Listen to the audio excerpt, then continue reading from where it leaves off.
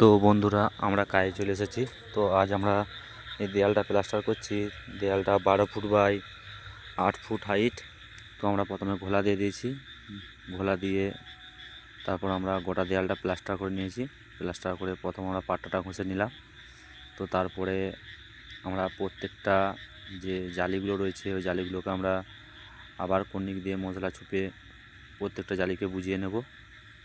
বুঝিয়ে নিয়ে তারপরে আমরা আবার পাট্টাটা মারবো, মেরে টোটাল বডিটা ফিনিশিং করে নেব। তো দেখতে থাকো কীভাবে কাজটা করছি।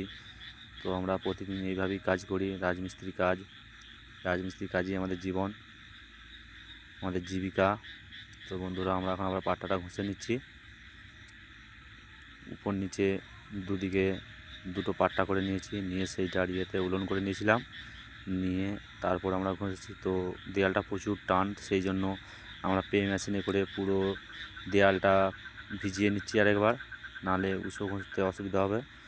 তো ভিজে নেওয়ার পরে এই যে আমরা এখন জল ঝাপটা দিয়ে নিচ্ছি। তো জল ঝাপটা দিয়ে নিয়ে আমরা উঁচুটা করে নিচ্ছি। দেখো কীভাবে ফিনিশিংটা হচ্ছে, কত সুন্দর ফিনিশিং। তো তোমরাও এভাবেই কাজটা করবে। তো দেয়ালে যদি টান থাকে, নইলে প্রয়োজন নাই, পে মেশিনে করে জল দিয়ে দিলে দেয়ালটা একটু নরমে যায়। তো সেই কারণেই আমাদের দেয়ালে জল দিয়ে দেওয়া হয়েছে। তো উঁচু করতে সুবিধা হয় প্রচণ্ড জল খাইয়ে নিলে। তো পুরো দেয়াল আমাদের কমপ্লিট হয়ে গেছে। এখন ফুল ঝাড়ুটা মেরে নেওয়ার কাজ চলছে।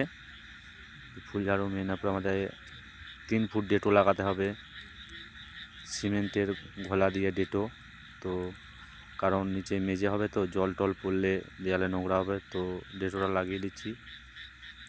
দেখো ডেটোটা কত সুন্দর লাগানো যাচ্ছে, কোনো জায়গায় একটা ফোঁসকা নেয় না। তো এখন কাজ করতে করতে মিস্ত্রি দাদাভাই বলেছে যে এখানটা একটা ইন্ডিয়ান ফ্ল্যাগ করতে। তো চেষ্টা করছি নেটের উপরে করার জন্য, সেটাতে রং করবে। তো ইন্ডিয়ান ফ্ল্যাগটা আঁকা কীরকম হয়েছে সকলে একটু কমেন্টে জানিও। তো ভারত মাতা কি জয়। দেখো বন্ধুরা, ইন্ডিয়ান ফ্ল্যাগটা বানিয়েছি। তো এরপরে আমরা এটাকে ভালো করে কেটে নেব। দাদাভাই বলেছে যে একটা ফ্ল্যাগ বানাতে, সেই জন্যই বানানো।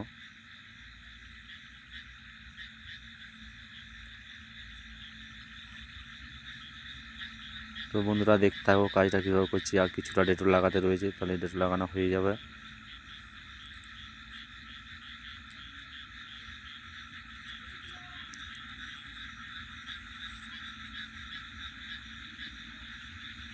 তো বন্ধুরা, কিছু কিছু জায়গায় পালিশ করতে রয়েছে, তো সেগুলো কর্নিং দিয়ে ঘষে নিচ্ছি, নিয়ে আমরা পালিশটা করে নেব।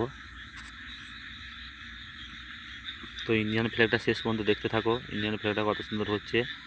ওই জায়গাটা 3D কালার করে কাটা হবে। তো এখন দাগটা নিয়ে নিয়েছি, শেষকালে তোমাদেরকে দেখাচ্ছি 3D ফ্ল্যাগটা কত সুন্দর হয়েছে। তোমরা দেখতে থাকো ভিডিওটা শেষ পর্যন্ত। এখন নেটটা কিছুটা জায়গা লাগাতে রয়েছে, লাগিয়ে নিয়ে তোমাদেরকে দেখাবো কেমন হয়েছে ফ্ল্যাগটা। এই যে একবার ফ্ল্যাগটার উপরে ব্লাতিকনিকটা বুলিয়ে নিলাম, তো নাহলে বালি দানাগুলো রয়ে যাবে। তো সেই কারণেই বুলিয়ে নিচ্ছি। তো এরপরে এটা ডিজাইনটা কাটবো, কেটে 3D করে নেব। 3D করে নিয়ে তারপরে যে দাদাভাই বানাতে বলেছে, সে দাদাভাই রং করে নেবো বলেছে। সে ওই জায়গাটাতেই বসে কাজ করবে।